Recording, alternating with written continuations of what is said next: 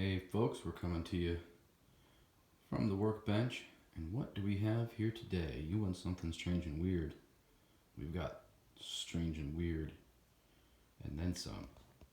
Let's take you back to the 70s. What is this thing? Guitorgan B-300. We've got some old ads here with this reproduction owner's manual. Doesn't look like an organ, but it is. What is the Guitorgan? And here's some more ads. But what makes this thing extremely rare, aside from an actual service manual for this model, which is the 12-tune master oscillator. Later version was called the FSG. There's only one oscillator. This is not that version. This is the manual, but what is this? What is this? This, my friends, is more rare than a hen's teeth. This is a dealer's catalog. This is a dealer's catalog. Let's see if we have a date. It says 78 on the front. There's your MCI Musiconics factory representative. We've got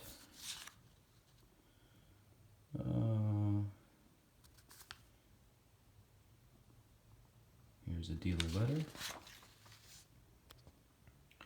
Here's a dealer price list. Look how rare this is. This is from January of '78. The B-300 is not on this price list. So this was B-300 was a little before the B-35. At least this version of the B-300 was a little before the B-35. But 1978, a B-35, just a basic Guitorgan, $2,150. And then add the Synthicon synthesizer. It brings you up to $3,500. Now, you might ask what a lot of these things mean. Fortunately, that's what you can learn all about here in the rest of this beautiful sample of the factory literature. This has all of the models in there. You know, towards the late 70s, early 80s, as MIDI started coming out, you could get these. There's our model right there. List price $15.95, including case and volume pedal. You could add MIDI to these later. Here we go, all new for '72. And what is this one? We don't have a date for this one, but I'm gonna guess around the 70s. If this says '72 and it's on the back. This was the 340 model. See slight differences in the switching configuration. This list price was only $1,200. Look at that drop in the bucket.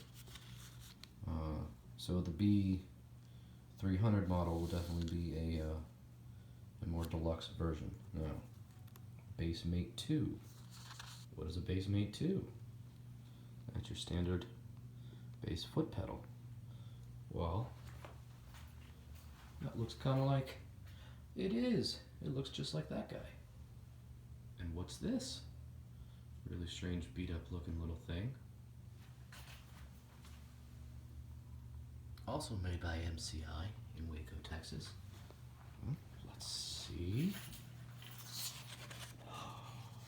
It's a Rotronic. What's a Rotronic? Well, basically it's a 10-inch speaker with little Leslie built in. We do not have the detachable legs or foot switch. Have to be making the foot switch. List price for this $350. What was the list price for the Bassmate? Do we have a list price on here? I don't see a list price. On the back is the one thing we are missing, the ABC, the automatic bass computer. remember, guys, this is the 70s, early 80s. This is just way ahead of its time. This is synthesizers before there were synthesizers.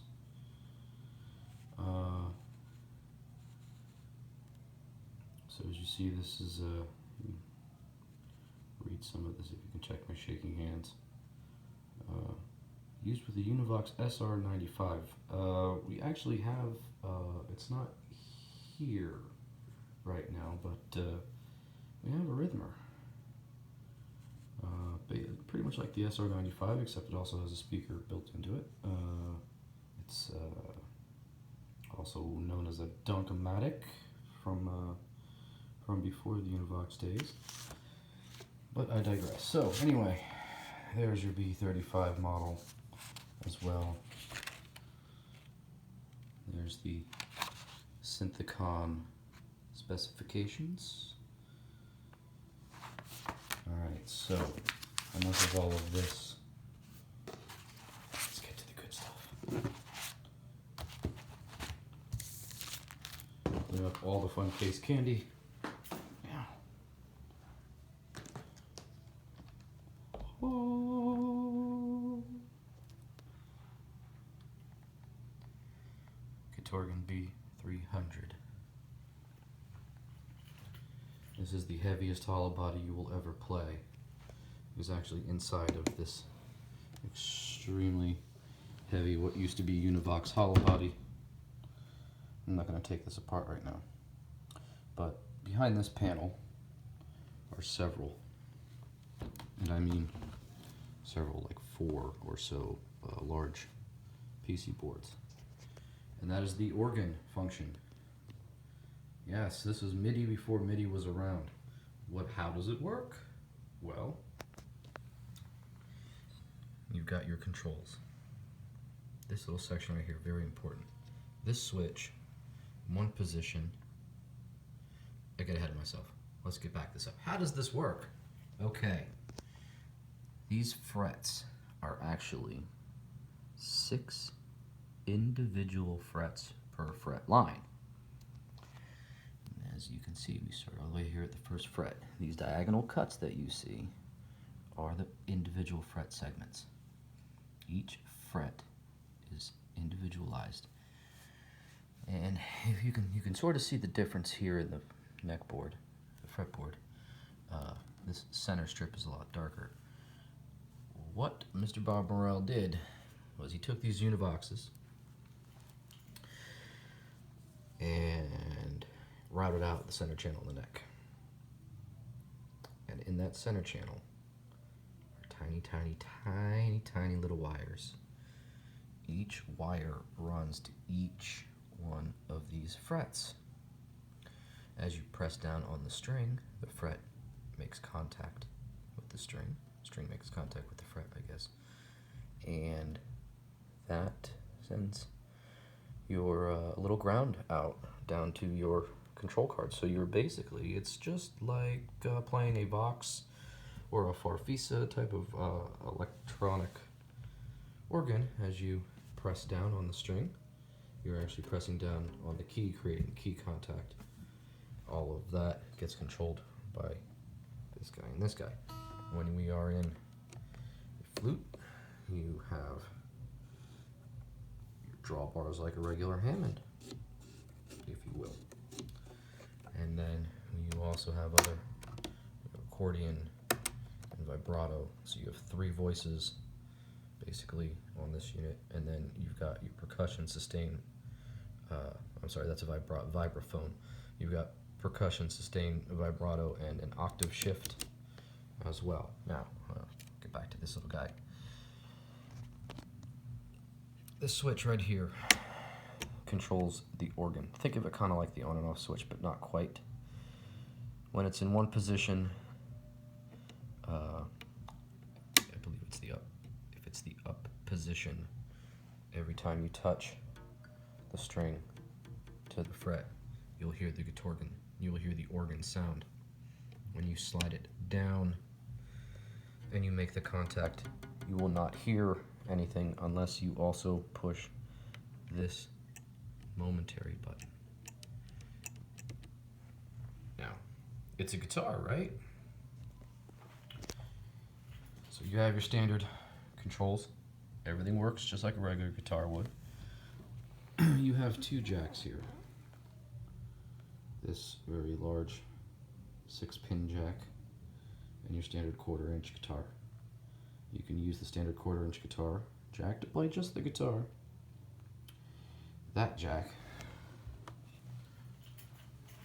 along with this cable, goes to this, which is the power supply and the volume pedal and the output for the guitar. And the organ, top button, power switch, a little LED light that comes on to let you know that you're there. Alright, so you guys want to hear it, don't you? I know you do. We'll be right back.